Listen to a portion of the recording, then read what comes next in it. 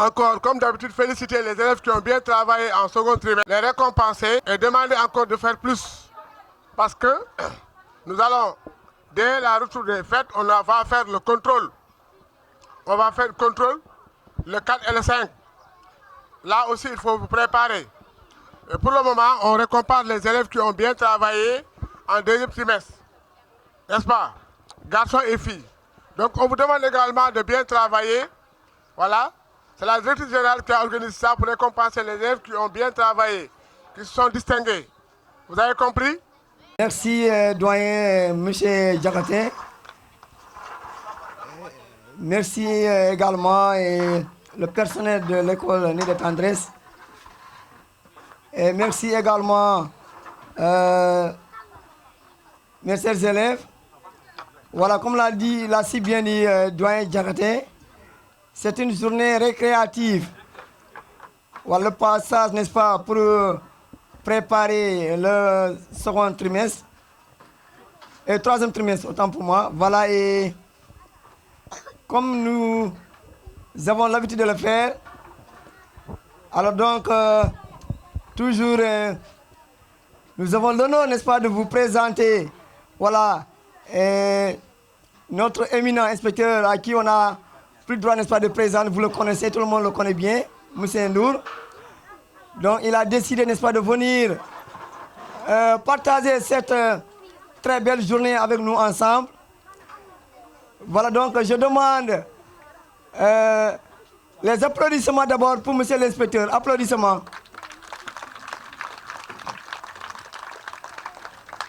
Bien, merci. Alors, donc, depuis son arrivée, chaque fois, il vient, n'est-ce pas, nous renforcer. Voilà, pour ce qui est, n'est-ce pas, de la pédagogie. Pour tout ce que vous recevez auprès de nous. Lui aussi, il est en train, n'est-ce pas, de faire un travail vraiment remarquable. Donc, comme, n'est-ce pas, l'enseignant, c'est toujours une formation continue. Alors donc, nous ne cessons vraiment de le féliciter pour sa présence aujourd'hui. Alors, comme je disais, comme l'autre l'a si bien dit, M. Diakhaté, chargé de la pédagogie, alors donc c'est une journée récréative, juste pour primer, voilà, et les meilleurs parmi les meilleurs. Tout le monde est meilleur. Tout le monde est meilleur. Comme j'ai l'habitude de le dire, on ne va pas primer les meilleurs élèves. Mais ceux qui seront primés, c'est ceux-là qui sont les meilleurs. Donc, pour vous dire que tout le monde est meilleur, tout le monde peut être, n'est-ce pas, récompensé. Voilà, donc nous vous demandons, puisque nous sommes à quelques semaines, n'est-ce pas, du contrôle et de la composition, alors de faire en sorte que les résultats puissent être vraiment satisfaisants. C'est ce que nous souhaitons, le personnel enseignant. Quand je dis le personnel enseignant, cela veut dire le personnel, pardon, de l'école de Tendresse. Cela veut dire les enseignants, ceux qui sont dans l'administration, voilà, comme le Ndiaga, Kamara, Cham, tout le monde. Voilà, M. Lei, voilà, M. Ngom, Mme Semen. Voilà, donc, chacun, n'est-ce pas, fait son travail comme il le faut. Voilà, donc, puisqu'il fait chaud, on ne va pas peut-être tarder. Voilà, nous vous demandons de bien vraiment préparer le contrôle et la composition. Parce que à partir d'aujourd'hui, vous allez faire une semaine. Alors, je sais que vous avez des exercices à faire à la maison. Il ne faut pas les oublier, il faut les faire. Au retour, ce sera le contrôle et la composition. On va donner le micro à M. l'inspecteur pour vraiment souhaiter le bienvenue avant de commencer la cérémonie. Monsieur l'inspecteur, si vous m'entendez. Oui, moi aussi, je vais très bien. N'est-ce pas? Voilà, mais tout d'abord, je vous présente toutes mes excuses. Hein. Si je savais qu'il faisait si chaud, mais j'allais venir beaucoup plus tôt, hein, vraiment, vraiment. Mais veuillez m'en exposer, veuillez m'en excuser, n'est-ce pas? Voilà, monsieur le directeur, chers enseignants, alors aujourd'hui, vous êtes là réunis, comme vous l'aviez fait la dernière fois, pour encore célébrer l'excellence. Hein? Voilà, l'excellence. Cela montre que c'est le travail seulement qui compte, n'est-ce pas? C'est le travail seulement qui compte. Voilà. Et aujourd'hui, je suis vraiment tout heureux d'assister à cette cérémonie où on va récompenser les meilleurs élèves, donc les meilleurs parmi vous. Monsieur Sadio l'a dit, Voilà, vous êtes tous bien, vous êtes tous bons. Et nous espérons qu'à la troisième composition, nous aurons d'excellents résultats, n'est-ce pas? Et comme M. Sadio l'a dit, alors vous allez partir en fête de Tabaski.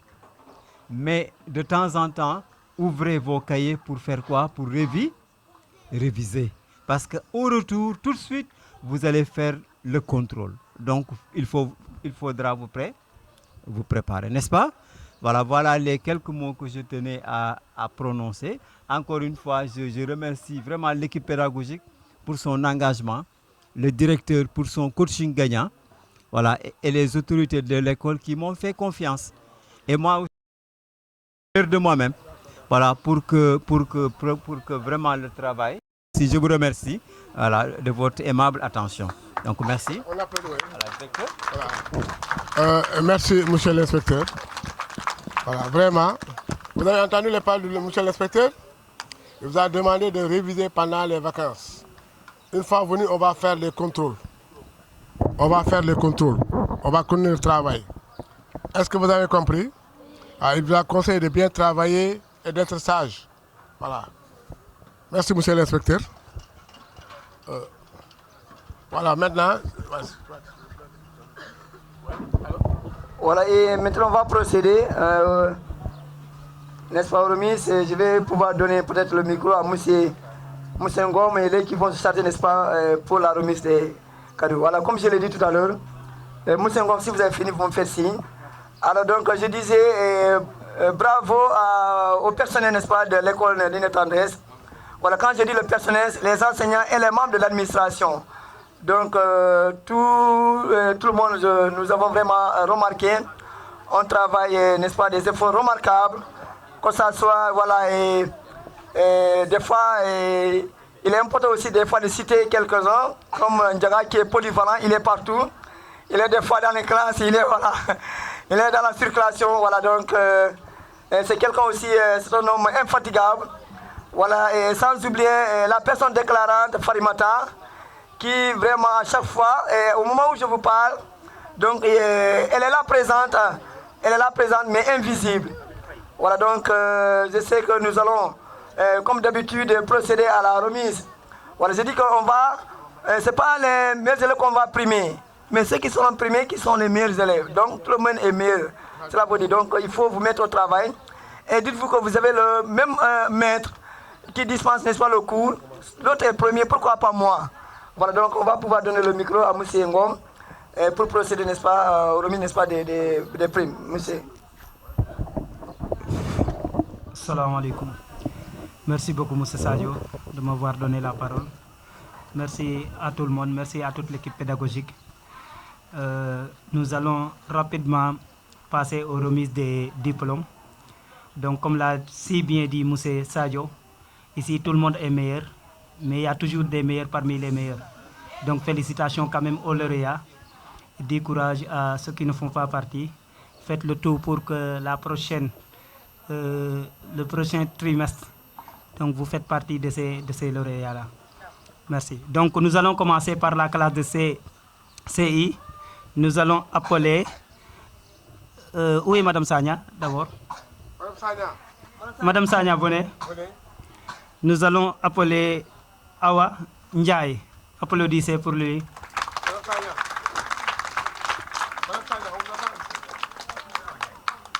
Awa Ndiaye, venez.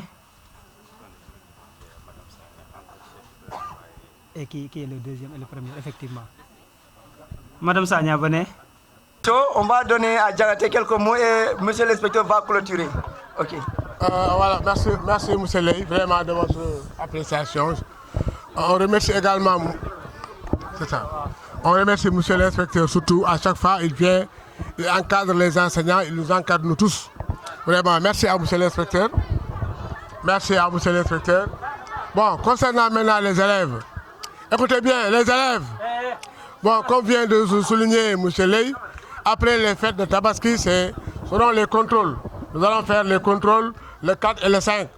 Voilà, et donc, c'est bien de passer une bonne fête de Tabaski, mais aussi il ne faut pas oublier les cahiers. D'autant plus qu'on a donné quelques devoirs à certains élèves de faire ces devoirs correctement. Bon, maintenant, je m'adresse aux élèves de CM2. Nous sommes au dernier virage maintenant, les élèves de CM2. C'est le moment d'apprendre. C'est le moment de réviser toutes les leçons, de voir les règles de calcul et de grammaire, de conjugaison. Est-ce que vous avez compris, les élèves de CM2? C'est le moment de redoubler d'efforts. Vous n'aurez plus le temps après les fêtes. Est-ce que c'est clair? Je m'adresse aux élèves de CM2. Est-ce que vous m'écoutez? Nous voulons 100% cette année-ci. Nous voulons 100% de au CFE. Donc pour cela, il faut bien travailler. Vous avez compris? Voilà, il faut beaucoup travailler pour réussir. Voilà, merci beaucoup. Ça y est, hein? Voilà, merci beaucoup de m'avoir donné à nouveau le micro. Moi, je vais surtout m'adresser aux garçons. Hein? Aux garçons. Alors, qu'est-ce qui vous empêche de travailler comme les filles? C'est parce que vous jouez trop. C'est parce que vous jouez beaucoup. Vous passez beaucoup de temps à jouer simplement. C'est tout simplement ça. Hein? Maintenant, si vous voulez être parmi les premiers, mais il faut faire comme vos sœurs. Regardez les filles, elles sont premières partout, sauf en classe de CM1. Pourquoi vous ne pouvez pas faire comme elles? Donc moi, félicitations vraiment aux filles. Continuez comme ça. Voilà, nous voulons des présidents de la République, nous voulons des premiers ministres, nous voulons des ministres femmes, nous voulons des députés, nous voulons des directrices de société et nous comptons sur vous. Donc félicitations. Les garçons, voilà. Les garçons, il faut faire la même chose, n'est-ce pas? Donc à la troisième composition, quand nous reviendrons ici, je veux voir les garçons aux premières places. Est-ce que vous me promettez ça? Hein? Voilà, donc à la troisième composition. Je ne terminerai pas sans remercier la directrice, voilà, Madame Fari, vraiment. Donc, pour avoir pensé à un agenda. Moi, j'aime bien l'agenda de Nid de Tendresse. C'est un bon agenda culturel. À côté de l'agenda pédagogique, il y a un agenda culturel. Les enfants s'épanouissent en classe, mais ils s'épanouissent également en dehors de la classe. C'est ça. Nous voulons former une personnalité. Nous voulons former un enfant capable de réfléchir, capable de résoudre des problèmes. On ne peut pas le faire uniquement dans la classe. Il faut sortir pour aller acquérir d'autres connaissances. Donc merci encore une fois à toute l'équipe pédagogique. Merci aux braves dames. Alors à chaque fois que je viens maintenant vendredi, je ne veux pas rentrer sans avoir goûté à leur repas. Voilà, donc merci beaucoup. Voilà, merci. Applaudissez. Voilà. Et merci aussi à Sao, le caméraman, l'homme vraiment qui se charge d'immortaliser les images. Parce que vous avez vu tout ce que nous faisons. C'est grâce à lui que nous retrouvons les images. Immortaliser les images. Très bien. Bravo à Sao, bravo. Bravo. Non, j'ai... السلام عليكم ورحمة الله وبركاته. أعوذ بالله من الشيطان الرجيم. بسم الله الرحمن الرحيم. الحمد لله رب العالمين. ثم الصلاة والسلام على رسول الله وعلى آله وصحبه أجمعين. Personnel, cela veut dire, je disais les enseignants et les membres de l'administration, y compris Ndiaga, tout le monde. Voilà, Monsieur Cham, voilà, Camara. Voilà les femmes qui se chargent, n'est-ce pas, de vos repas et petits déjeuners. Et ça également. Donc, tous les personnels, n'est-ce pas, de l'école de Tendresse, que ce soit ceux qui sont dans les classes, ceux qui ont créé à main, ou bien ceux qui sont dans le bureau, nous vous disons merci. Et merci encore les élèves. Merci Tonton Ndiaga, qui est un homme infatigable, qui nous facilite, n'est-ce pas, le travail. Voilà, merci et bravo. Et vraiment, nous vous souhaitons bonne fête de Tabaski. Bonne fête de Tabaski et bon retour. Merci. اللهم لا علم لنا إلا ما علمتنا إنك أنت العليم الحكيم ولا فهم إلا ما فهمتنا إنك أنت الجواد الكريم أما بعد ginnaaw sant suñu borom yàlla subhanahu wa taala ñu julli ci yonent Muhammad sallallahu alayhi wa ala alihi wa sahbihi wa sallam ñu dëgg mooy oustaz Souleymane ñu defal ñu benn bayaan comme ça incha allah kon ngeen dugal ko bu baax a baax au propos de mooy tabaski bi incha allah dégg ngeen kon ku nekk nga toog sa place bul def benn perturbation bul def dara nga toog nga dugal bu baax a baax incha allah comme ça ñu gën a am njëriñ yu bari bari incha allah bu soobee yàlla kon yaakaar naa heure bi dem na ñu jox ko kaddu mu commencé incha allah ñu ñaan yàlla subhanahu wa taala mu may ñu mooy tawfiq incha allah bi iznillah falyatafaddal mashkura rabbil alamin wasalaatu wasalaamu ala rasulillah wa ala alihi wa sahbihi ajmain rabbi shrah li sadri wa yassir li amri wahlul uqdatan min lisani yafqahu qawli assalaamu aleykum wa rahmatullahi wa barakatuhu koo jàllale waxtaan yu mel nii nag à chaque fois su ma koy commencé dama ciy wax yu am solo ñaare ñi koy bàyyi xel du bari mooy ne waxtaan yi ki ci teew léeg-léeg mu jëriñu ci su fekkee ne mu ngi déglu ci waxtaan bi parce que xam leen ne toogaay bii ngeen toog ay jinne ñu ngi toog ak ñun di déglu loolu la place bii ñu nekk dayo bi ci ne moo tax ñoom dañuy xerewlu lool su fekkee ne ñu ngi wax yu mel nii léegi comme que ñoom dañuy déglu pour lan pour mën a jëriñu kon yow mii nit te nit di wax ak yow kon jëriñu ci yow la gën a yey kon li ñu bëgg mooy waxtaan bi su amatee wala suy am wala fu mu ne nii sax mu ngi am ñu déglu ngir ne yonente bi sallallahu alayhi wa sallam leeral ne ci waxtaan yu mel nii malaaka yi dañuy ñaanal ñi fi nekk dañuy wër ñi fi ne di leen ñaanal waaye ñaan yooyu noonu dina am solo su fekkee ne borom bi subhanahu wa taala da koo nangu waa ana nit ban dayo la am ba tax malaaka di wàcc ci kaw suuf di ko ñaanal la chaque ne nit amul dayo boobu waa kon suñu ñëwee di ñu ñaanal kon ñun ñu nekk ci place bi war nañoo mën a déglu kon loolu dama koy ñaan nit ñi fi nekk ñu déglu bu baax kaddu yi nga xamante ne dañu koo sas pour ñu wax ko kon li ñu war a waxtaanee tey mooy li jëm ci wàllum tabaski ndax feet la bu rëy boo xam ne mu ngi sunu kanam feet la boo xam ne benn yoon lay am ci at bi mu nekk feet bu màgg lool ñu jëree ko si ki nga xamante ne nii kooku de ku jàmbaar la woon lool ci diine kon ci feet boobu la ñu war a wax feet bi nag balaa ñu koy commencé di ci wax dañuy dellu tuuti ci taarix maanaam dañuy dellu tuuti ci histoire ci ginnaaw xamle ki nga xamante ne nii moom la mbir bii nga xam ne moom la ñuy def te muy rendi ci moom la jóge ñu xamle moom mooy kan waaye fan la jaar ak nan lan ko sasee woon rendi boobu ba tax tey jii rende bi nekk ci ñun ab sunna kon kooku mooy yonente yàlla Ibrahim suñu waxee al iidul adha mooy bés bi nga xamante ne nii moom la ñu war a rendi ñeneen ñi ne déedéet al adha mooy julli yoor kon ñenn ñi danoo wax ne feetu tabaski maanaam tudd bi ñuy tudd adha dañ koo jëlee ci julli yoor ñeneen ñi déedéet bal dañ koo jëlee ci jour boobu nga xam ne nit ñi dañuy rendi seeni gàtt sammaynaahu iid al adha li sababi aw li kawni dabxi al adaahi maanaam rendi boobu ñuy rendi moo tax ñu tuddee ko iidul adha bu fekkee yonente yàlla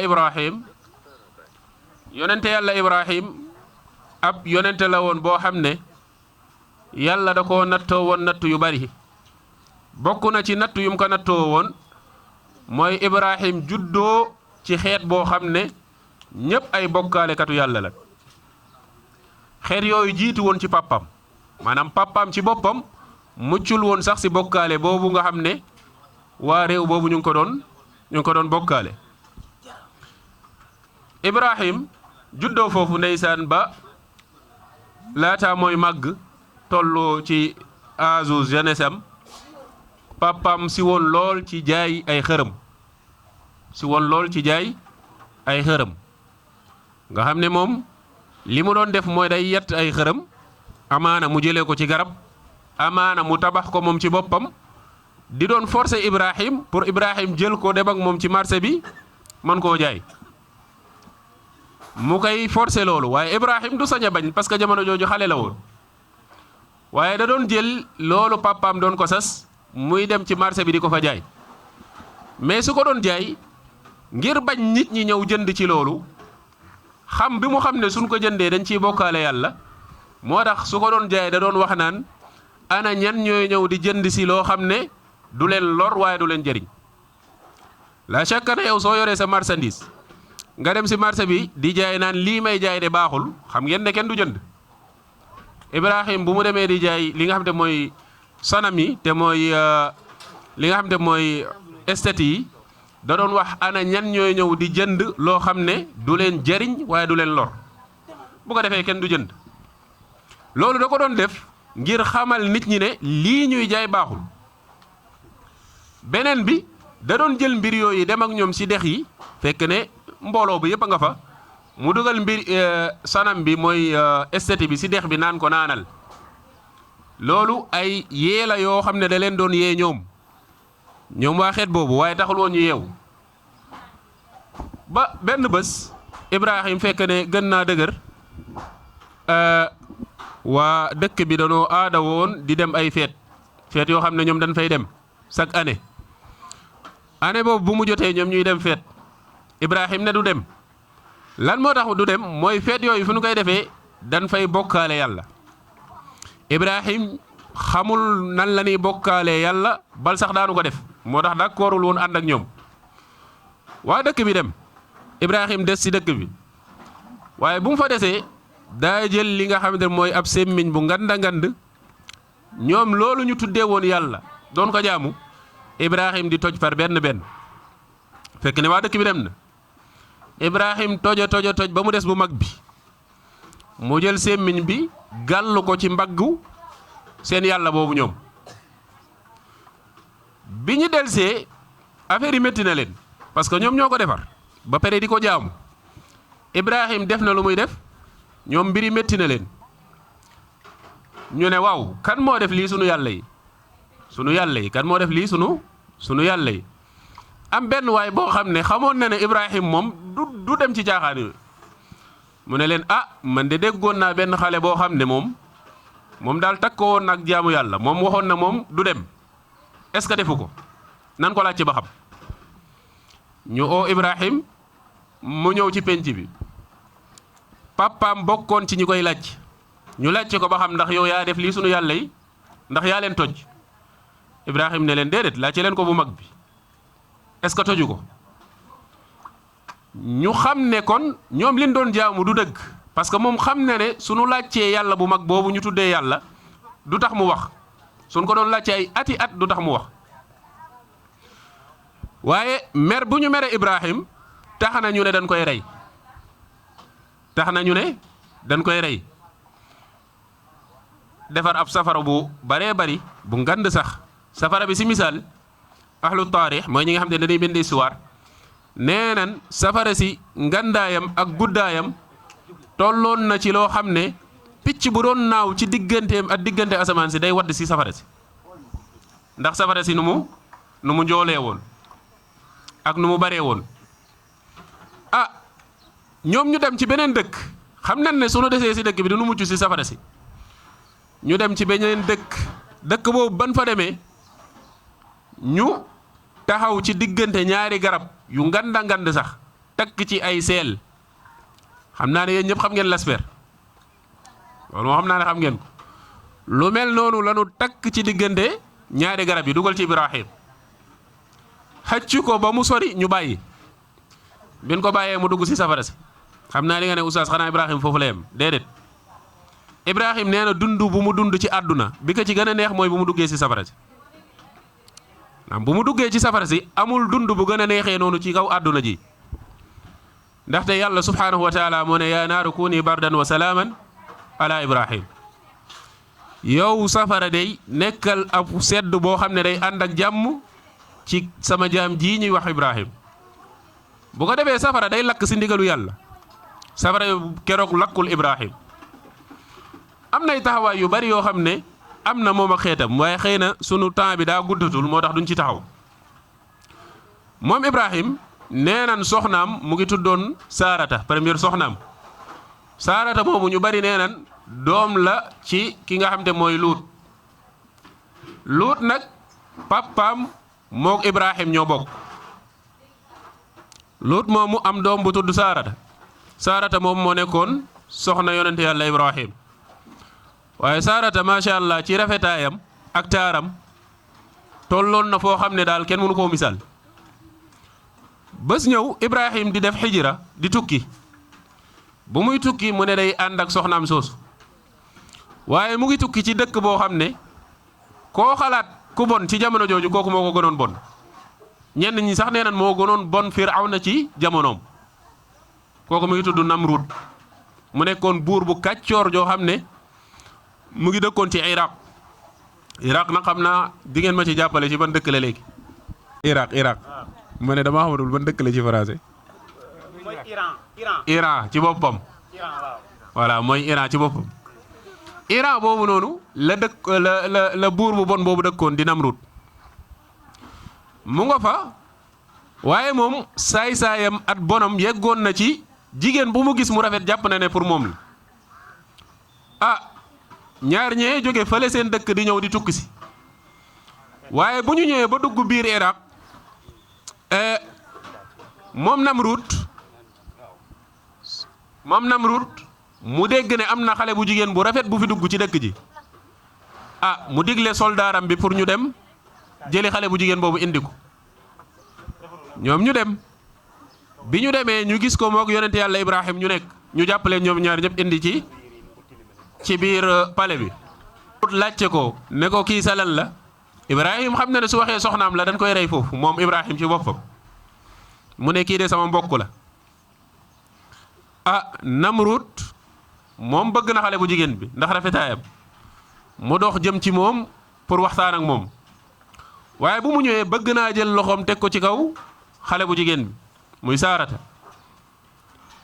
ñaan ci digganteem ak yàllam ne yàlla maa ngi lay ñaan yow mi nga xam ne day yaa yor kàttan yàlla nga dox sama digganteeg waaju bon ji Namrud bu mu yëkkatee loxoom pour teg ko ci kaw xale bu jigéen bi yàlla ci kàttanam daa def loxo bi polarisé loxo bi doxatul mu def lu nekk loxo bi taxaw fu mu taxaw rek mu sàkku ci ku jigéen ki mu ñaanal ko yàlla pour yàlla bàyyi loxo bi ku jigéen ki ñaanaat yàlla bàyyi loxo bi mu defaat noonu pour tegaat ko ci kawam moom mu ñaanaat noonu lan koy def ba muy ñetti yoon yoo xam ne saa yu ko bëggee laal rek ku jigéen ki ñaan na yàlla loolu dalay wan valeur bi jigéen amoon nga xam ne góor du yëkkati loxoom di ko teg ci kawam ndax valeur boobu mu ngi continuer am déet xam naa ku nekk mën na cee tontu moom ñu def noonu ba Namrud ci boppam xam ne kat kii ab nitu yàlla la mu bàyyi ko waaye bàyyi ko nag mu dëkk ci biir palais bi xale bu jigéen bi bañ saarata ne ko déedéet man du ma dëkk ci palais bi damay dem mu ne ko léegi nag dama laa bëgg a jox cadeau boo xam ne da nga koy yóbbaale dama lay jox kenn ci samay xadamaat maanaam ci samay mbindaan yi nekk ci kër gi dama la ciy jox kenn saarata d'accord mu jox ko kenn kooku mu ko jox moo tudd Haajara wala bokkoon na ci ñu mu ko jox moo tudd Haajara ñu bari nee nan soxnay Ibrahim la waaye li gën a wër mooy ne nekkul woon soxnaam bal jaariyaam la woon waaye ala kulli haal li ñu intéressé mooy Haajara moom la yàlla defal tawfiq mook Ibrahim ñu am seen première doom Ibrahim bu muy am doom boobu magi na boobu mu ngi am 86 ans ci lay doogo am doom soxnaam si nga xam te mooy Saarata bu muy am doom moom it mu ngi am 100 ans parce que moo jur deuxième doomam loolu dalay wan kattan bi yàlla am ak ki nga xam te ne daa jël léppam jox ko yàlla kooku ne yëg ne yàlla du ko mës a gàcceel lu mu yàgg-yàgg yàlla dina ko defal tawfiq mu may ko doom bi ñuy wax Ismaïl moomu nag ci moom la ñuy taxaw moog Ibrahim kon yeneen yëpp dañ koy bàyyi Ismaïl gannaaw bu mu juddoo ba xissa bi am ci digganteem ak maa u Zamzam waxoon naa ko fi su ma juumul benn jour ne ci Ismaïl moomu ci la ndoxu Zamzam ballee ci moom xissa boobu xissa bu gudd la amaana beneen jour dinañ ci taxaw moom Ismaïl moomu bu mu demee ba toll ci âge boo xam ne waajur bu góor am doom bu góor doom bi toll ci âge boobu bëggeelam ci xale bi day gën a am doole ndaxte xale gi mu ngi woon ci diggante mën a teppal ak wax ak yu mel noonu yàlla nag wan ko ci nelaw ne sa xale bii ngay rey mu ne ko yaa abati inni ara fi lmanaami anni adbaxuka fanzur maada tara aw yaa bunayya inni ara fi lmanaam yow sama doom man de dama gis si ay nelaw ne yàlla daf maa digal pour ma rey la pour ma rendi la kenn werantewul ne ab yonente su géntee gént boobu dëgg la maanaam yàlla da ko koo wax ci ay nelaw waaye na yëg ne moom loolu dëgg la da ko war a def waaye bu mu ko waxee doom ji nekku fa di mer ak fu ñaaral jaar fii déedéet da ko ne yaa abati faal maa tu'mar sa tajiduni insha allahu min as-sabirin yow sama bàyyi yow day liñ la digal def ko insha allah dinaa muñ lii nga xam ne yàlla moo la wax pour nga def ma ko dinaa ko muñ kon gis nga nangu bi dox ci diggante waajur ak doomam foofu waaye jamono jii moom sa doom da nga ko naan bul génn sax mu fu ñaaral dina la mere dina la wax lu nekk waaye papa jógel fii am na sama élève ku wax ne fekkoon ne dañuy rey nit ba léegi moom bu génnee day def dégg loolu macha allah kon loolu tamit yow xale bi danga ciy yégee ne maanaam cër at respect bi nga war a am jëmale kook say waajur nga xam ne respect boobu moom bul naan fii la war a yem respect bi xale war a am ci waajuram warul am limite moom Ismaïl bu mu tollee ci âge boobu yàlla wax papaam Ibrahim ne ko rendil sa doom ji bi mu ko waxee da koo ne defal li la yàlla sant Ibrahim génn xale bi di dem ci àll bi Haajara mu ngi leen di gis ñuy dem mu yëg ne moom doomam ji daa dem pour deewi fu mu toog la toog nangu dogalu yàlla ci xale ji nangu dogalu yàlla ci xale bi ànd ak papaam di dem moom ba ci àll bi war na koo rendi mais affaire yi def na soog si moom mënu koo rendi parce que doomam la affaire yi métti na ci moom doom ji yëgaatal lu mu wax papa ji mu ne ko papa xam naa ne da ngaa am ñeewantal ci man mais da ngay jël loo takkee sama bët yi ngir nga mën a am tuuti dëgër laay boo ma mën a rendee Ibrahim jël aw mbir takkee ko bëtu Ismaïl takk it ay loxo kaju mu yoroon dey ñaw na ba soo ko laalee sa loxo dalay dagg Ibrahim tëral na Ismaïl di rendi waaye taxul mu dagg ndax liy dagg ci loxo yàlla la ne wala ci yàlla la ne Ibrahim tollanti ne ko demaat na ñëwal paaka bi ñëwaat rendiwaat ba sonn mais mbir yi taxul mu dagg nga dem seen kër jël sa xaru papa wala jël ginaaram naan da ngay rendi xool ndax na dagg boo ko defee dey incha allah kon soo ko di nga fay xar de incha allah kon moom Ibrahim def na loolu tollanti ko ay yoon waaye taxul li nga xamante ne mooy paaka bi mu dagg ki nga xam ne mooy Ismaïl ci noonu la ko yàlla wàcceel aw xar ju ngand moom Ibrahim xar jooju la mujjee rendi waaye jaamoo ko borom bi subhanahu wa taala bi nga xam te moom moo ko digaloon pour mu rendi doomam kon yégal ne tabaski sunu waxee rendi jëmmi rendi bi moom ci foofu la jóge ci Ibrahim la jóge su fekkee ne nag nit ki am na lu mu rendee bu boobaa moom day rendi warul am lu mu rendee ba pare ne du ma rendi damay économiser sama xaalis wala déedéet bu fekkee ne am na ko da ko war a def parce que borom xam-xam yi nee nañ sunnatu al muakkada la maanaam sunna la su dëgër soo xamante ne daal tuuti mu yegg ci farata moo tax su ko nit ki amee da koy def waaye bu ko amul nag te mu yëg ne amu ko kooku moom yàlla teggil na ko maanaam yàlla teggil na ko rendi waaye amal na nag ay tànn yu mu war a tànn su fekkee ne amul xar mu xool leneen comme bëy dégg nga rendi bëy léeg-léeg moom sunu soxna yii xam naa ne nga jënd bëy indil leen problème day am nijaay génneel bëy bi si kër gi lan lay wax waaye nag béy lu nu mën a tabaskee la béy moom lu nu mën a tabaskee la kon su fekkee ne nit ki amul xar day jënd béy su fekkee dooleem gën naa am na doole bu ko defee mu jënd nag waaye nag kañ leen koy tabaskee mooy su fekkee ne lu mot juróom-ñaari nit cotiser nañ ko pour tabaskee ko wala lu ko ala kulli xaal na mot juróom-ñaar kon mën nañoo tabaskee xar mën nañoo tabaskee bëy mën nañoo tabaskee nag ak gilleem léegi nag yii nii ñu war a tabaskee léeg-léeg am na luy daje ci ñoom bu boobaa dootul mën tabaski am na luy daje ci ñoom bu boobaa moom dootuñu mën tabaski mooy nit ki bi ngay dem di jëndi xar wala ngay jëndi nag wala béy wala lu mu mënti doon ci ni war a tabaskee nga fekk ne ñoom moom gaañu nan gaañu goo xam ne amaana ci tànk la dem nañ ba seen tànk yi damm wala seen bët yi dégg nga maanaam mënul xool benn bët bi mënul xool yu mel noonu moom nit ki su koy jënd ne yëg na yonent bi sallallahu alayhi wasallam nee na yii mënul tabaski waaye su fekkee ne nag nit ki jënd na ko ba ñëw këram ndogal boobu dal ko loolu moom borom xam-xam yi wax nañ ci wax yu yaatu am na ñoo xam ne nee nañ mën na tabaski am na ñoo xam ne tamit nee nañ mënuñ waaye ala kulli xaal moom su fekkee ne nit ki bu mu koy jënd la gis lii melokaan yi ci moom boobaa na ko bañ a jënd parce que du mën tabaski boobaa du mën li nga xam te mooy tabaski mu des kañ la nit ki war a rendi li mu war a tabaskee boobaa da koy rendi ginnaaw bi imaam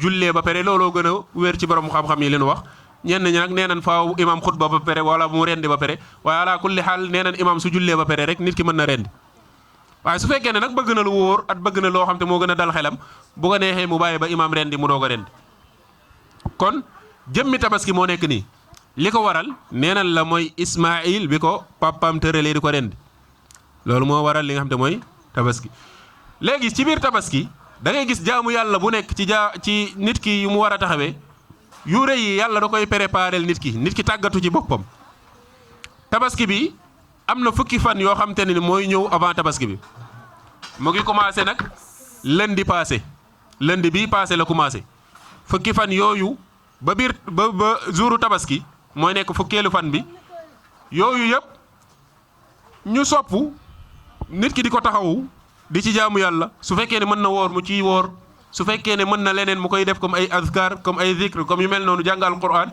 lii su fekkee ne nit ki mën na ko ci mu koy def su fekkee mën na ko mu koy def nga xam ne yow nit ki tabaski buy ñëw li la gën a yitteel mooy yaa ngi xool ban téer moo dàq dagg moo dàq ñaw nga jël sa yére bu rafet yóbbu ko ngir lan salon de coiffure bi dégg nga oustaz waaw nit ki daal lii yëpp da ciy préparé mais ndax mu ngi fóot xolam bi nga xam te ne nii moom lay préparé pour taxaw ak borom bi subhanahu wa taala jàkkaarloog moom la chaque ne xol boobu moo gën a yell ci ñu préparé ko ka yaram bi nit ki ñaw bi mën na cee fay lu seer a seer waaye soo ñëwee ci xol gi da ngay fekk ne xol gi moom amul benn préparation si tabaski bi ci ay askar yu muy def ci alquran bu muy jàng dégg nga ci jéem a jege bu muy jege yàlla yu mel ni yëpp soo xoolee xol gi daanaka fekk ko ci kon bu ñu waxee tabaski moo nekk noonu ak ay melokaanam mu nekk jaamu yàlla joo xam ne jaamu yàlla bu réeree la du ñu guddal lool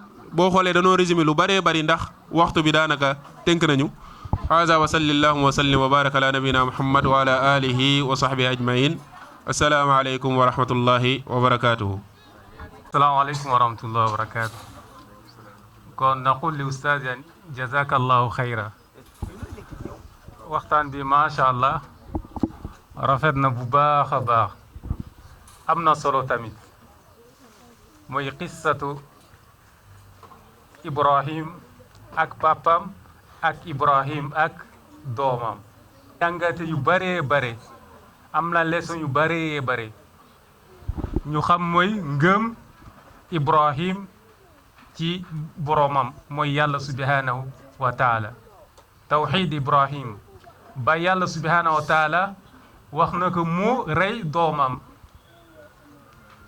action boobu yàlla neen mu rey ko moom amul benn sikki sàkk ci loolu mu def ko boobu nattu yàlla subhanahu wa taala la ba mu defar yàlla subhanahu wa taala jox na benn kii moom mooy adhiya ñu defa mooy tabaski boobu incha allah kon yaakaar naa ne mooy bayaan bi macha allah leer na macha allah ñu ñaan yàlla subhanahu wa taala ñu njëriñ ko incha allah bu soobee yàlla yaakaar na waxtaan bi temps bi tuuti moo des incha allah ma jox leen ay conseil tuuti rek incha allah balaa ñu jóge incha allah bu soobee fête la mais ngeen def très attention ngeen def très attention xam nga année bi tuuti moo des année bi tuuti moo des bu ñu delluwaat mun naa nekk 15 jours ou bien 20 jours yooyu ñu dugg ci 3e composition du noonu kon ci fête yi ngeen réviser seen leçon yu bu baax a baax exercice yi tamit ngeen defaral ko exercice yi ngeen xaaj ko ñaar mooy ngeen def ko bala tabaski ak après tabaski tey tey vendredi la kon samedi suba ak dimanche mu ngeen noppalu comme ça lundi mardi waa mercredi am na ñu ne julli mercredi am na ñu julli mooy jeudi noonu kon waa baax na kon lundi ak mardi mun ngeen def seen commencer seen exercice bu dee lépp ensemble déedéet ngeen xaaj ko ñaar mooy lundi ak mardi ngeen def yeneen exercice ngeen bàyyi yeneen tamit mooy tabaski boo jàll ngeen def ko mooy 3e jour du tabaski ou bien 4e jour du tabaski ngeen def yeneen yi exercice yi tamit français yi ak arabe ñoo ànd bu leen bàyyi ba 1 jour ou bien 2 jours mu des pour ngeen delluwaat ci école ngeen mën a def seen exercice déedéet bul def loolu ngeen def balaa delluwaat ci école bi kon ngeen gën a góorgóorlu ci loolu incha allah ngeen jàng seen leçon temps bi moom jeex na année bi moom jeex na ku góorgóorlu nga am note yu baax ci composition yi boo jàngee boo réviser sa leçon composition boo ñëwee nga am note yu bu baax mais boo fekkee doo réviser doo jàng sa leçon composition boo ñëwee doo am note bu baax loolu amul benn sikk-sak doo am note yu baax kon ngeen gën a góorgóorlu ngeen jàng seen leçon ngeen def seen exercice incha allah 3e trimestre bi léegi la incha allah bu ñu delluwaatee 3e trimestre ñu ngi ko dugg mooy 3e composition bi incha allah kon ñu ñaan yàlla subhanahu wa taala kon ñaan bi kan moo ko ñaan yow la bu ñaan c'est la même chose ah ñaanal rek silence oui ma ah ma jox Moussa Thiam yàlla may na ngeen góorgóorlu jàng rek Oustaz walaka shukru kullu wa ilayka yurja'u al-amru kullu اللهم صل على محمد وعلى آل محمد كما صليت على إبراهيم وعلى آل إبراهيم اللهم بارك على محمد وعلى آل محمد كما باركت على إبراهيم وعلى آل إبراهيم إنك حميد مجيد اللهم إنا نسألك علما نافعا ورزقا طيبا وعملا متقبلا اللهم إنا نسألك الهدى والتقى والعفاف والغنى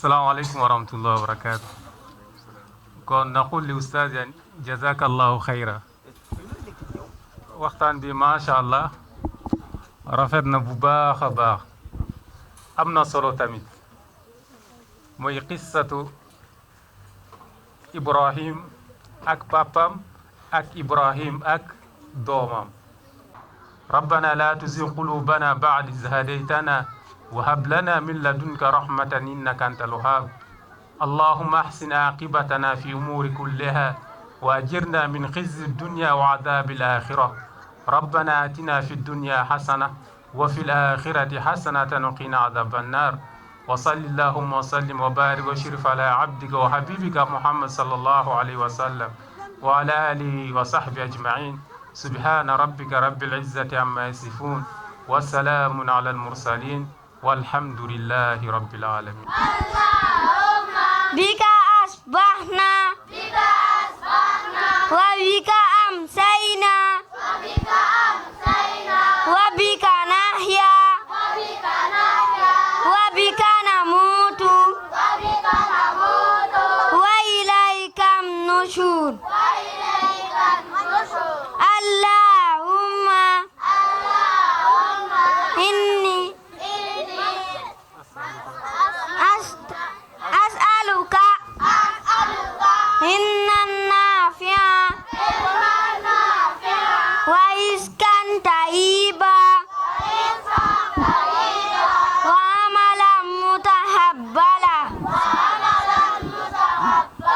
بسم الله الذي لا يضر مع اسمه شيء في الأرض ولا في السماء وهو السميع العليم حسبي الله لا إله إلا هو عليه توكلت رب العرش العظيم يا حي يا حي برحمتك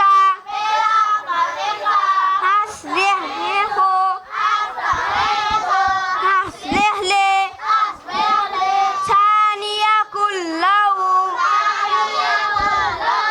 ولا تكلني نفسي حرفة عين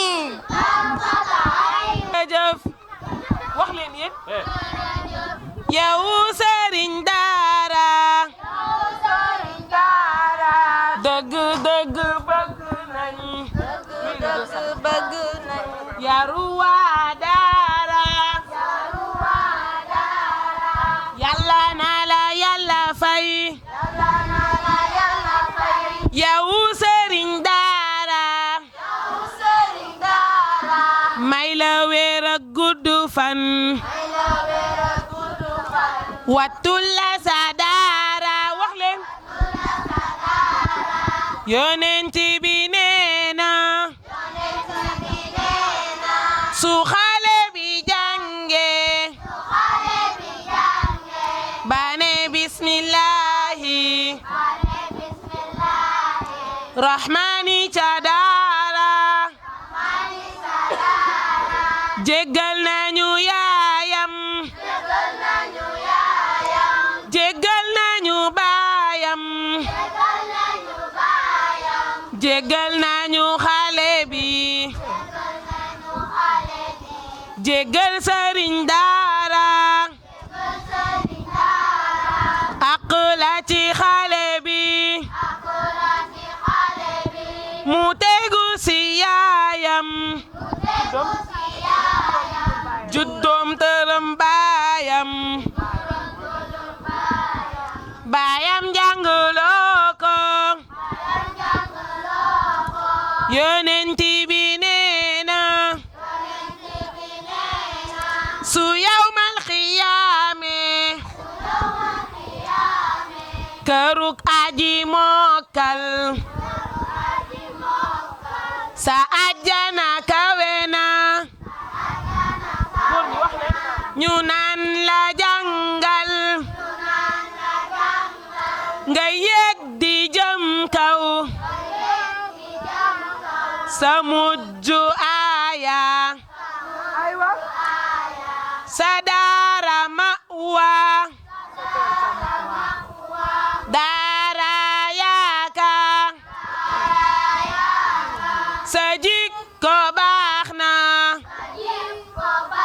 wax leen daara yaakaar seen jikko baax na takbir alquran ji mooy suñu téere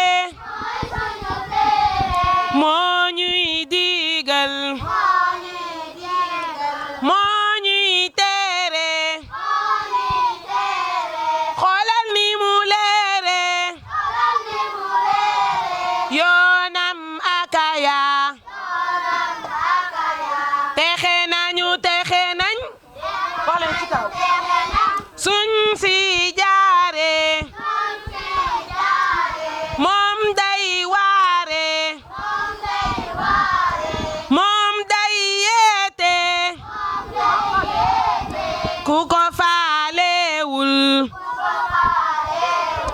yaay jël ndaare yaa jara yedd ndax yaa weere yaa sori sori ngëm yaay daw xaare loo mën a am yow wax leen alal wala bayre ëllëg sa borom mbugal la lay xaare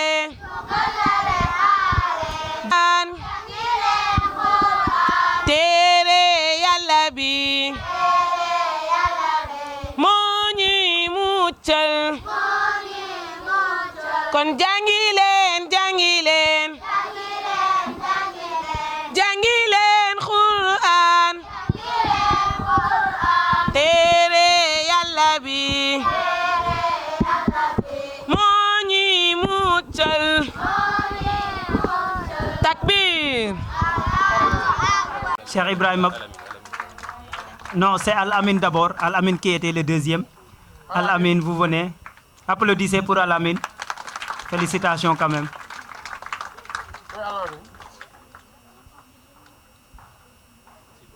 Assis-toi, assis-toi.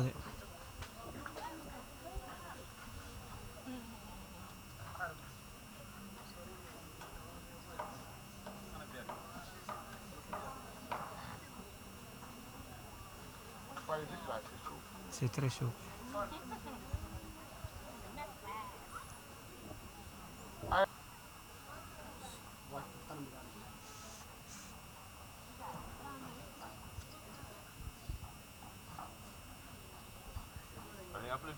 Applaudissez, applaudissez. Merci beaucoup. Al-Amin, venez.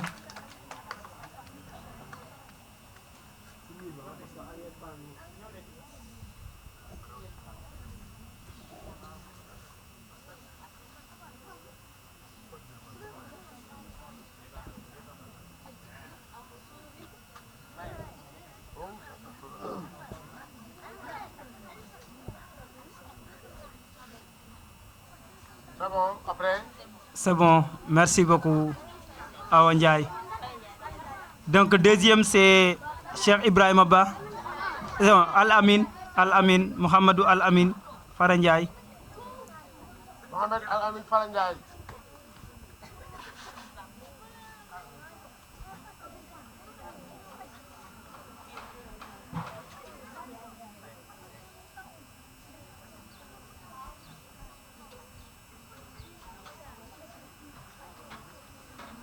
Après, troisième. Troisième, Cheikh Ibrahima Ba. Cheikh Ibrahima Ba. Applaudissez pour Cheikh Ibrahima Ba. Applaudissez. Cheikh Ibrahima Ba. Prends le clé.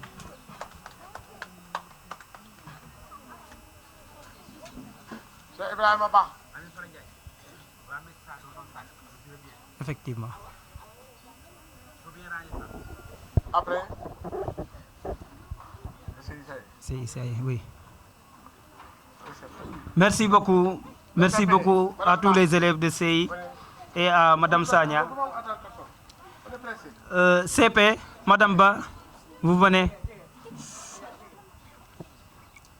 CP qui est le premier? Ok, Pape Doudou. Donc CP, nous allons appeler première Pape Doudou Diallo. Pape Doudou Diallo. Applaudissez pour Pape Doudou.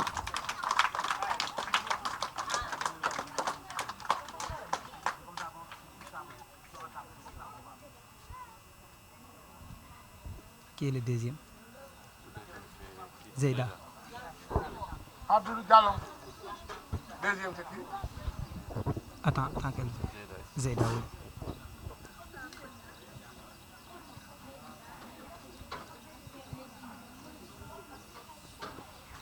Le deuxième de la classe de CP, c'est Zeyda Aïssatou Diop. Applaudissez.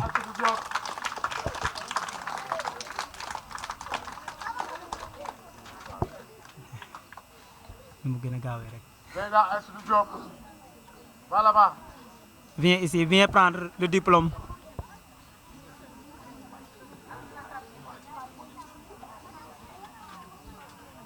Allez, là-bas.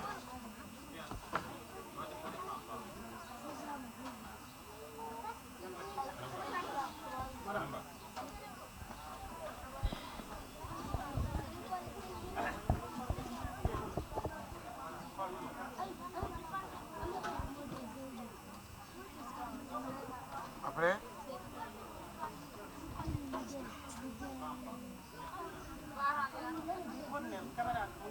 D'accord. Le troisième, c'est Serigne Fallou Mendy. Serigne Fallou Mendy, applaudissez. Serigne Fallou Mendy.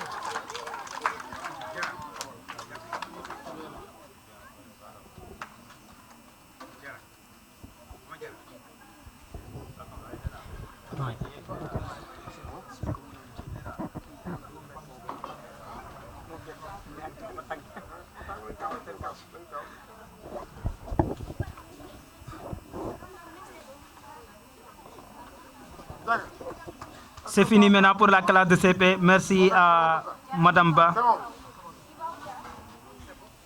On va passer directement à la classe de C1.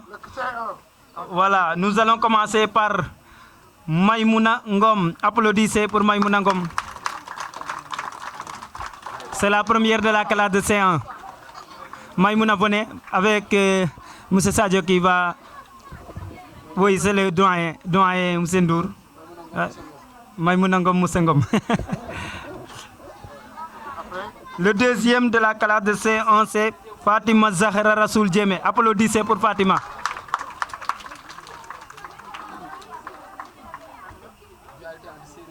C'est entre Sérère et Diola. Et la Sérère est devenue première. Fatima Zahra Rasoul Djemé, deuxième de la classe de C1. Mais la classe de C1, il n'y a pas de garçon. Il y a une fille première, deuxième, une fille encore. Hein? Comment ça? Le troisième de la classe de C1, c'est Hassan Youba Eli. Applaudissez.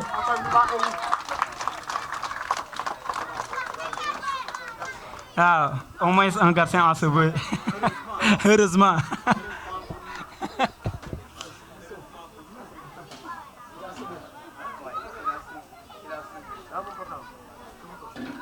Merci beaucoup. Maintenant, nous allons passer à la classe de C2. Où est Madame Semen? Madame Semen, venez. Donc, la première de la classe de C2, c'est Adjikati Ndour. Applaudissez pour Adjikati. Applaudissez.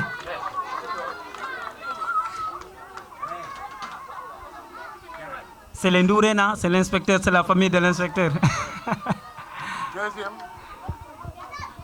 La deuxième de la classe de C2, c'est... Ouah, Maï... Deuxième. Deuxième, c'est une fille encore. Deuxième de la classe de C2, c'est une fille encore.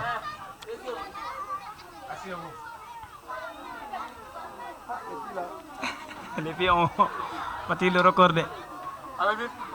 Voilà, la deuxième de la classe de CE2, c'est Maïmouna Sagna. Maïmouna Sagna.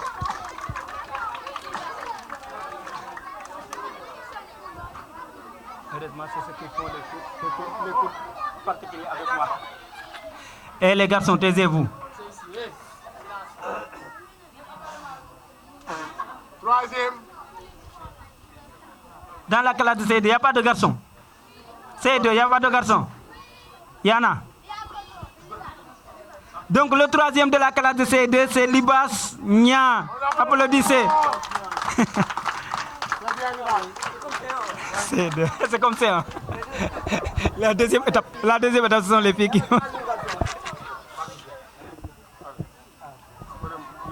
Doyen, remets mes bulletins là, mes diplômes.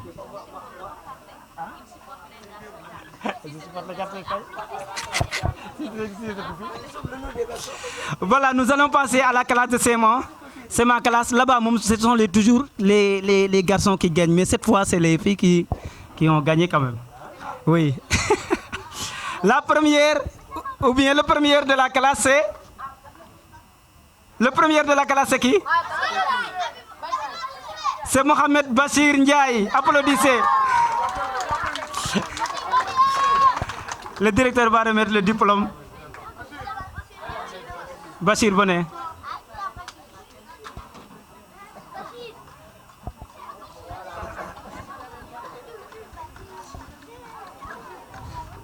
Donc, la deuxième de la classe de CM1, c'est Abibatou Touré. Applaudissez.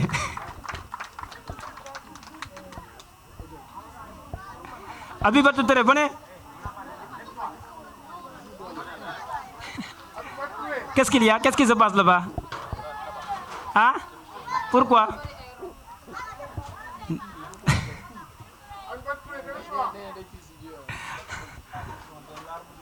Ah, ce sont des larmes de joie, ça c'est vrai. Ah, effectivement. C'est l'émotion quoi.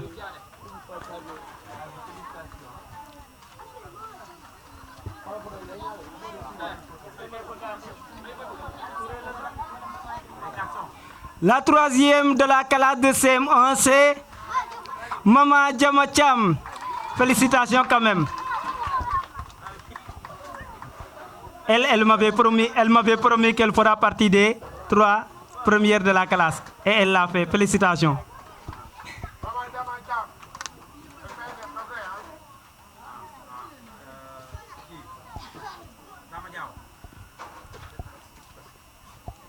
Depuis que j'ai commencé la classe de C1, il y a 2 filles, un seul garçon. 2 filles, un seul garçon. Les garçons là.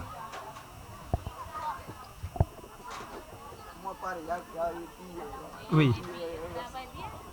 Maintenant, nous allons passer à la classe de CM2 avec Mousseley qui va remettre les diplômes. Donc, la première de la classe de CM2, c'est... Devinez c'est qui? C'est Fatou Bintou Diop. Applaudissez pour Fatou. Applaudissez.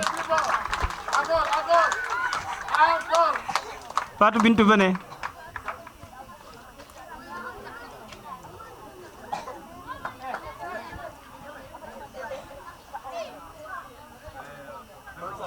Là-bas aussi, il y a aussi 10.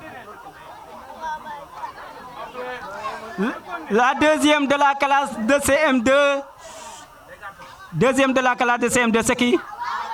C'est qui? La deuxième de la classe de CM2, c'est Awa Mbaye. Applaudissez pour elle. C'est toujours les filles, Voilà. C'est seulement que c'est moi qu'on a un premier garçon. Oui. C'est le deuxième. Le troisième n'est pas encore venu. Le troisième, c'est un garçon.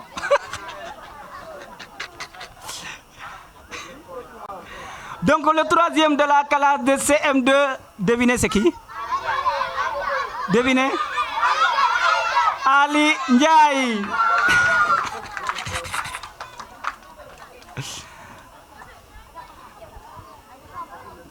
Voilà, merci doyen. Voici les lauréats du second trimestre. Félicitations à tous quand même.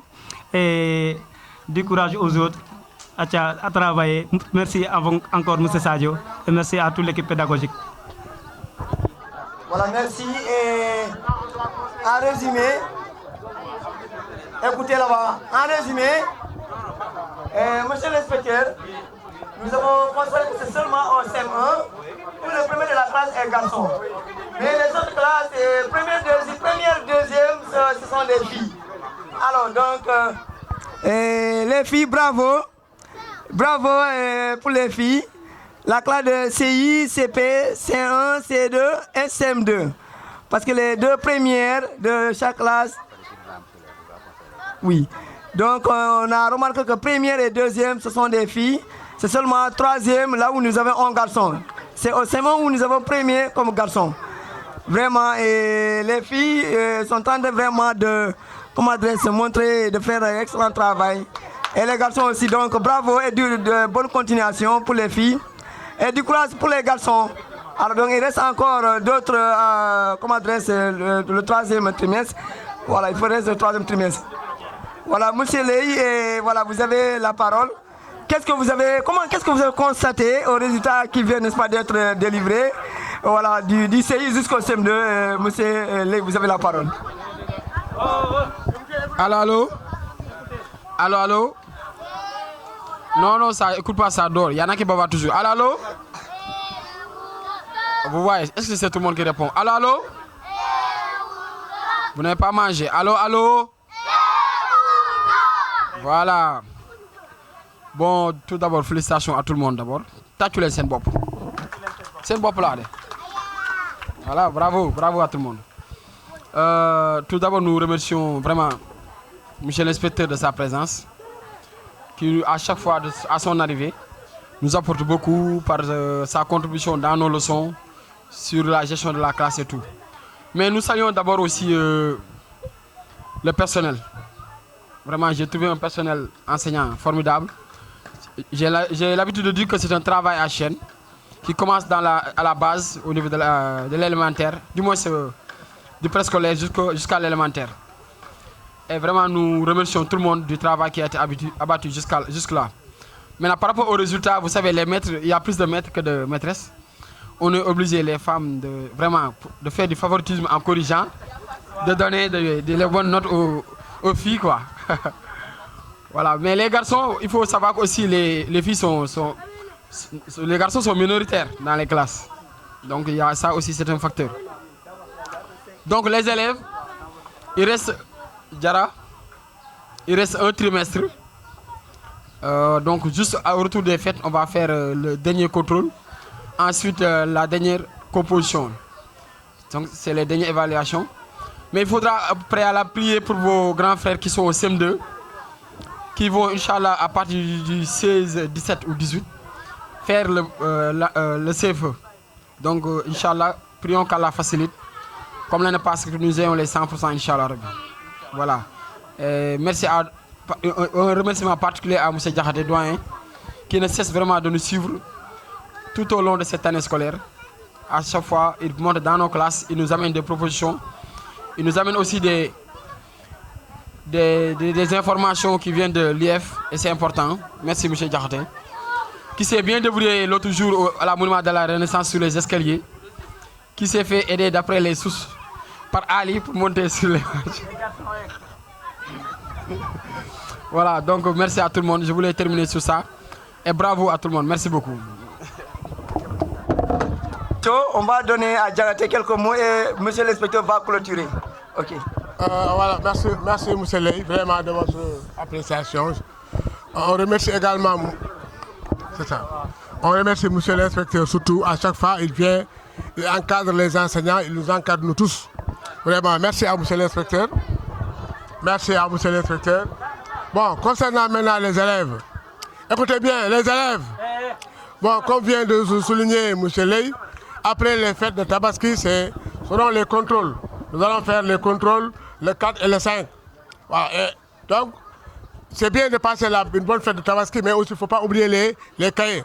D'autant plus qu'on a donné quelques devoirs à certains élèves de faire ces devoirs correctement. Bon, maintenant, je m'adresse aux élèves de CM2. Nous sommes au dernier virage maintenant, les élèves de CM2. C'est le moment d'apprendre. C'est le moment de réviser toutes les leçons, de voir les règles de calcul et de grammaire, de conjugaison. Est-ce que vous avez compris, les élèves de CM2? C'est le moment de redoubler d'efforts. Vous n'aurez plus le temps après les fêtes. Est-ce que c'est clair? Je m'adresse aux élèves de CM2. Est-ce que vous m'écoutez? Nous voulons 100% cette année-ci. Nous voulons 100% au CFE. Donc pour cela, il faut bien travailler. Vous avez compris? Voilà, il faut beaucoup travailler pour réussir. Voilà, merci beaucoup. Ça y est, hein? Voilà, merci beaucoup de m'avoir donné à nouveau le micro. Moi, je vais surtout m'adresser aux garçons. Hein? Aux garçons. Aux garçons. Alors, qu'est-ce qui vous empêche de travailler comme les filles? C'est parce que vous jouez trop. C'est parce que vous jouez beaucoup. Vous passez beaucoup de temps à jouer simplement. C'est tout simplement ça. Hein? Maintenant, si vous voulez être parmi les premiers, mais il faut faire comme vos sœurs. Regardez les filles, elles sont premières partout, sauf en classe de CM1. Pourquoi vous ne pouvez pas faire comme elles? Donc moi, félicitations vraiment aux filles. Continuez comme ça. Voilà, nous voulons des présidents de la République, nous voulons des premiers ministres, nous voulons des ministres femmes, nous voulons des députés, nous voulons des directrices de société et nous comptons sur vous. Donc félicitations. Les garçons, voilà. Les garçons, il faut faire la même chose, n'est-ce pas? Donc à la troisième composition, quand nous reviendrons ici, je veux voir les garçons aux premières places. Est-ce que vous me promettez ça? Hein? Voilà, donc à la troisième composition. Je ne terminerai pas sans remercier la directrice, voilà, Madame Fari, vraiment. Donc, pour avoir pensé à un agenda. Moi, j'aime bien l'agenda de Nid de Tendresse. C'est un bon agenda culturel. À côté de l'agenda pédagogique, il y a un agenda culturel. Les enfants s'épanouissent en classe, mais ils s'épanouissent également en dehors de la classe. C'est ça. Nous voulons former une personnalité. Nous voulons former un enfant capable de réfléchir, capable de résoudre des problèmes. On ne peut pas le faire uniquement dans la classe. Il faut sortir pour aller acquérir d'autres connaissances. Donc merci encore une fois à toute l'équipe pédagogique. Merci aux braves dames. Alors à chaque fois que je viens maintenant vendredi, je ne veux pas rentrer sans avoir goûté à leur repas. Voilà, donc merci beaucoup. Voilà, merci. Applaudissez. Voilà. Et merci aussi à Sao, le caméraman, l'homme vraiment qui se charge d'immortaliser les images. Parce que vous avez vu tout ce que nous faisons. C'est grâce à lui que nous retrouvons les images. Immortaliser les images, très bien. Bravo à Sao, bravo. Bravo. Non, j'ai personnel. Je disais les enseignants et les membres de l'administration, y compris Ndiaga, tout le monde. Voilà, M. Cham, voilà, Camara. Voilà, les femmes qui se chargent, n'est-ce pas, de vos repas et petits déjeuners. Et Sao également. Donc, tout le personnel, n'est-ce pas, de l'école de Tendresse, que ce soit ceux qui sont dans les classes, ceux qui ont créé à main, ou bien ceux qui sont dans le bureau, nous vous disons merci et merci encore les élèves. Merci Tonton Ndiaga qui est un homme infatigable, qui nous facilite, n'est-ce pas, le travail. Voilà, merci et bravo. Et vraiment, nous vous souhaitons bonne fête de Tabaski. Bonne fête de Tabaski et bon retour. Merci. di gërëm Tata Fari suñu yaay moom jaay na dundam yëpp ak bépp bànneexam ngir jëmmi alxuraan si doomi jullit ñi wole kook mu dëkk si muñ di wakiilu si Yàlla ñun amuñu faayam li war mooy ñu di ko ñaanal Allahu ya Allah Allahu ya Allah ya salaamu ñu lay ñaan mujjantalam ga mu rafet Allahu ya Allah Allahu ya Allah ya salaamu ñu lay ñaan gudd fan ak wérgu yaram takbir xale yi yéenay ñaan lan mooy seen bàkk lan mooy seen warugar takbir takbir baax na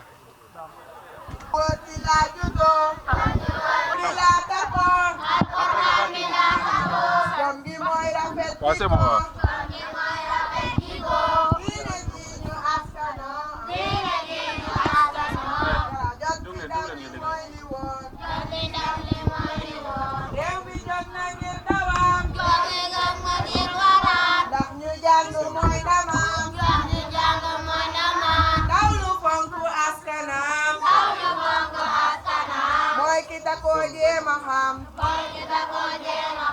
Sénégal, Sénégal, Sénégal, Sénégal, Africa, Africa, Africa, Africa. Wuy si leen ñu ànd dem. Wuy si leen ñu ànd dem. Ànd jëf ko moo di ndam. Ànd jëf ko moo di ndam. Wuy si leen ñu ànd dem. Ànd jëf ko moo di ndam. Takbir. Luy seen bàkk. Luy seen warugal. Takbir. ayca ñu déglu nag incha allah na gàtt de heure bi sunu heure bi dañuy def waxtaan fii ah xale yi nga xam ne ñoom ñoo gën a ràññeeku ci deuxième trimestre bi ci seen classe yi ñoom la ñuy jox ay cadeau dañ leen di ñaax di leen soññ di leen wax ni xale amul lu dul jàng seeni waajur dañuy ñëw di fay pour ngeen jàng ñii jàngale si tam dañuy ñëw pour di leen jàngal kon da ngeen a war a def double rôle mooy lan satisfaire ñi leen di jàngal ak seeni waajur pour wan leen ni li ngeen di fay pertoo leen ko ñu nit xëy gi ñuy xëy di ñëw fii li ñuy joxe yéen a ngi koy jël di ko jëfandikoo leer na ñu woo xale buñ naan Cheikh Ibrahima Ba classe C yi moom moo jël première arabe bi Cheikh Ibrahima Ba Cheikh Ibrahima Ba yaa Seyda Khoudia moo koy jox kan waaw heure bi kat mi ngi dem waaw bu pare xaamu kii jël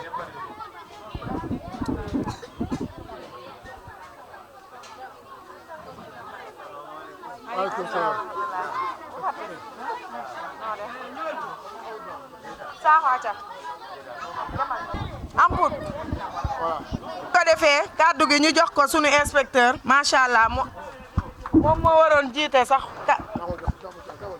ubbi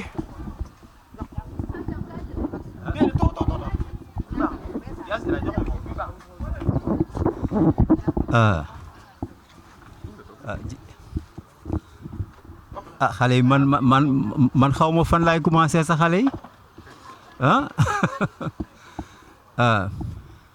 asalaamaaleykum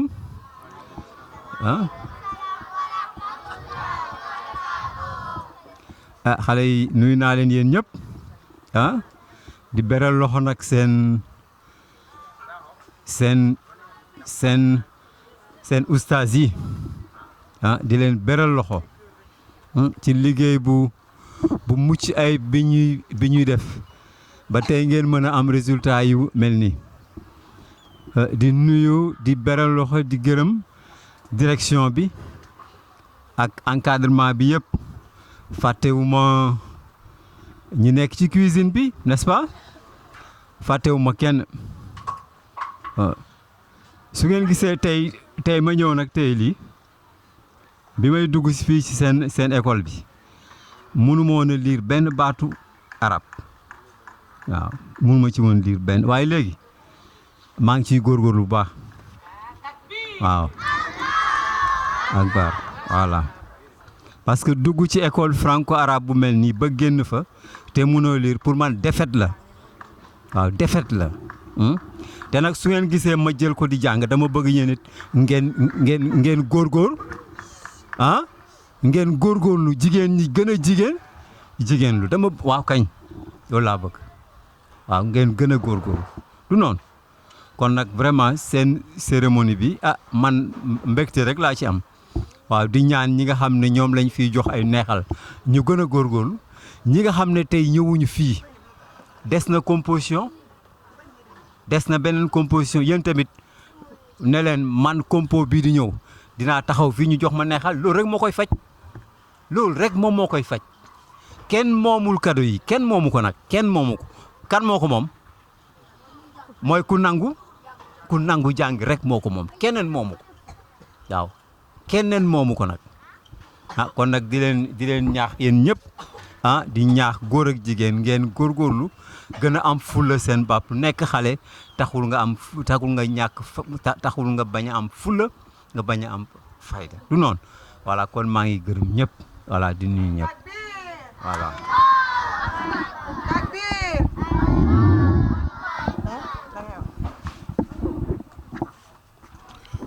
Asalaamaaleykum. C'est bon, c'est bien. Merci, monsieur l'inspecteur. Voilà, c'est comme ça. Asalaamaaleykum. Allô? Voilà. ñu ngi nuyu seen yaa Seyda yi ak seen ustaas yi ñëpp. Voilà. C'est bien que vraiment nous avons liggéey ci français moom ngeen liggéey ci arabe c'est formidable. Bon pour ñooy aussi élèves CM2 aussi maa ngi yëgal ni war ngeen participer war fi def examen bi am ngeen ci part am ngeen épreuve facultative kooku xam naa moom leen si jaar jàll. Ça ne devait pas être problème chez vous. Allô? C'est clair pour les élèves de CM2? Hein? Voilà, faut pas rater les points là-bas. Vous avez 10 points. Parce que dans le temps plus que école bi franco-arabe la da ngeen jàng français suba ngoon mi ngeen jàng arabe donc ça sera bénéfique chez vous voilà c'est bien dans l'ensemble vraiment yéen a ngi góorgóorlu lu baax voilà ñu ngi remercier également oustaz Cheikh Aya Seyda yi vraiment il met tout que ngeen am note yu baax en arabe voilà bon merci beaucoup j'encourage tout le monde et je félicite tout le monde allez merci. Voilà. Waa deuxième personne bi Mouhamed Mbaye CI. Takbir. Baax na sax. Jaga moo koy jox. Maymuna Ngom mën ngaa ñëw C1 Maymuna Ngom. Maymuna Ngom mën ngaa ñëw. Ñoo jàmbaar ni machallah. Maymuna Ngom Oustaz Ndiaye moo koy jox. Waa ñëwal. Mohamed Serif Diallo C1 ba tey Mohamed Serif Diallo yaa Seyda Ndeye Fatou moo koy jox.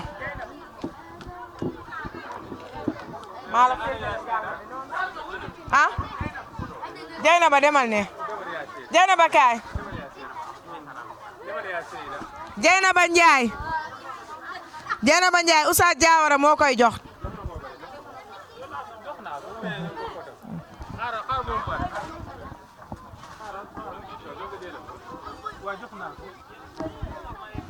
C2 Adjikati Ndour.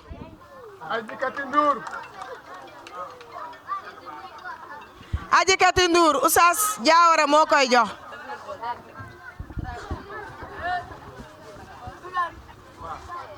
Awa Faye na préparé Awa Faye maa koy jox. waaw.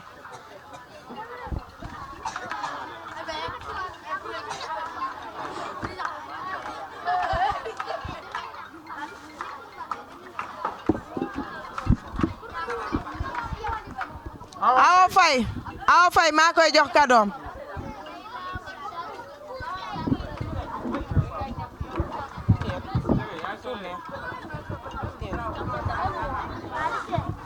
Saaxo baax na.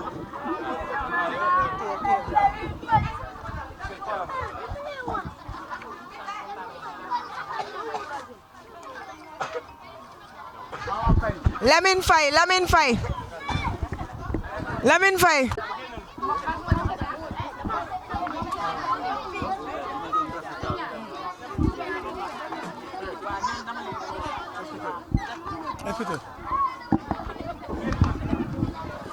waa kon su ko defee ñu woo Mohamed Basir Ndiaye madame Camara moo koy jox kiiwam ñëwal.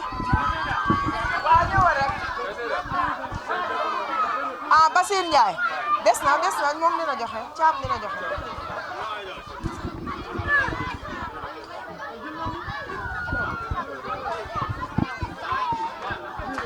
Mohamed Basir Ndiaye Oustaz Thiam moo koy joxal.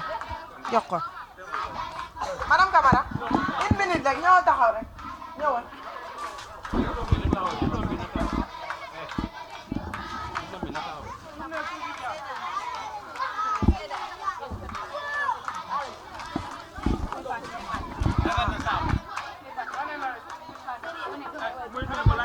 Mariam Gueye madame Camara moo koy jox Mariam Gueye ñëwal Mariam Gueye xoolal arrêté leen ci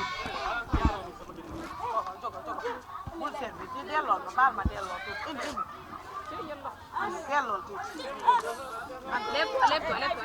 ci bi day indi désordre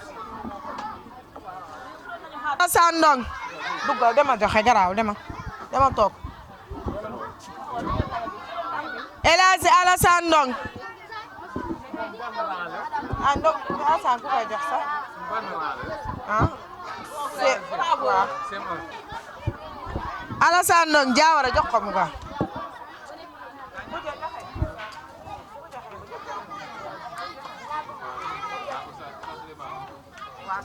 Oussa Diawara moo koy jox Fat Bintou Rasoul Diop Fat Bintou Rasoul Diop Khoudia moo koy jox yaa Seyda Khoudia koy jox ñoo joxaat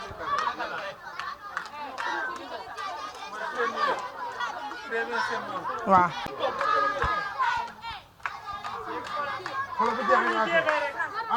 bu góor ñi jeexee rek mën nga arrêté ñëwal Fat Bintou Rasoul Diop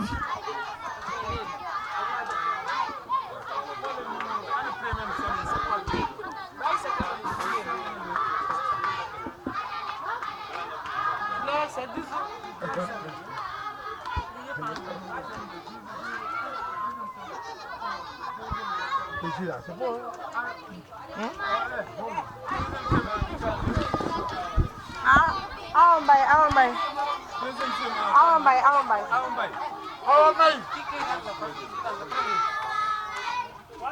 yow suñu defet ngay wër yow heureusement li may wax boo ko jëlee di nga xam suñu defet ngay wër waaye du ñu am defet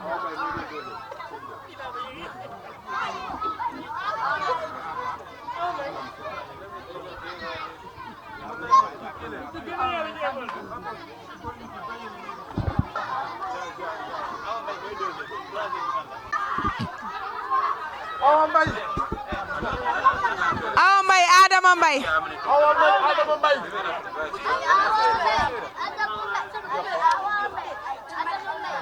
jox ko Awa Mbaye gaaw jox ko Adama Mbaye Adama Mbaye Adama Mbaye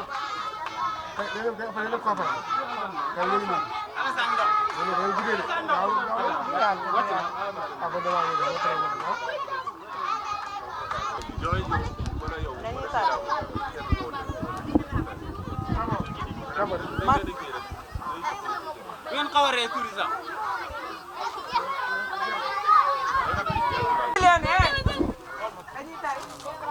su ko defee waa CM1 waa CM1 dañ leen waxoon ni tey da ngeen di tari seen saar bi ba mu jeex waa CM1 léegi kan mooy ñëw fii taril ñu saar bi CM1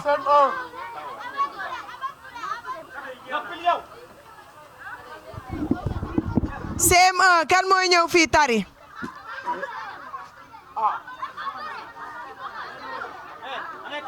ñëwal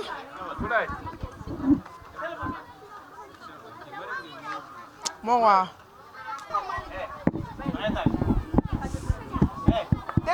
déglu leen alxuraan la ñuy jàng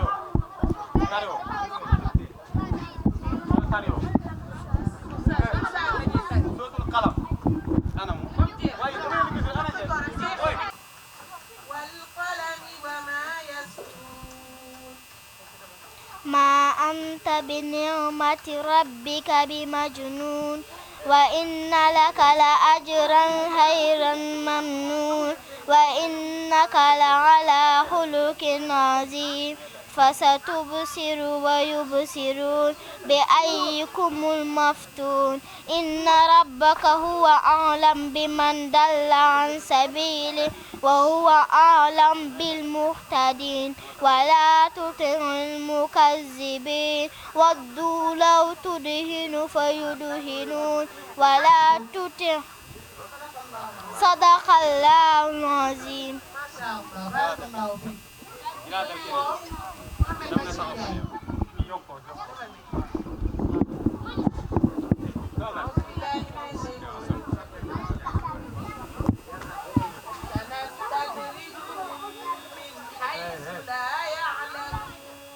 أعوذ بالله من الشيطان الرجيم بسم الله الرحمن الرحيم وأملي إن كيدي متين أم تسألهم أجرا فهم من مغرم مثقلون أم عندهم الغيب فهم يكتبون فاصبر لحكمي ولا تكن كصاحب حوتي إذ نادى فاصبر لحكم ربك ولا تكن كصاحب حوتي إذ نادى وهو مكذوب لو صدق الله العظيم. من الشيطان الرجيم بسم الله الرحمن الرحيم سنسنه على الخرطوم إنا بلونا كما بلونا أصحاب الجنة إذ أكثروا ليسوا مسبحين ولا يستثنون وطاف عليها طائف من ربك وهم نائمون وأصبحت كالصريم تنادوا مسبحين أن ادعوا على حرثكم إن كنتم صارمين فانطلقوا وهم يتخافتون. ما شاء الله بارك الله فيك. قلوا هل سمعتم؟ أعوذ بالله من الشيطان الرجيم. قال أوسطهم ألم أقل لكم لولا تسبحون.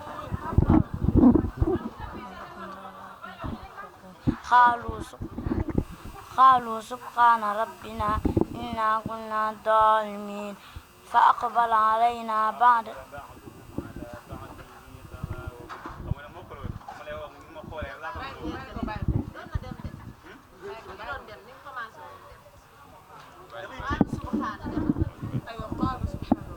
قالوا سبحان ربنا إنا كنا صاحبين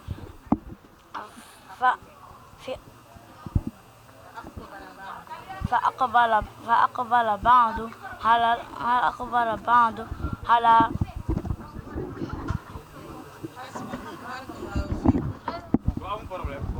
comme que yaa keneen xam lu mu leen jox ah yéen ñeent ñi yéen kat banque ko bu baax aywa nga yeggee ngeen seddoo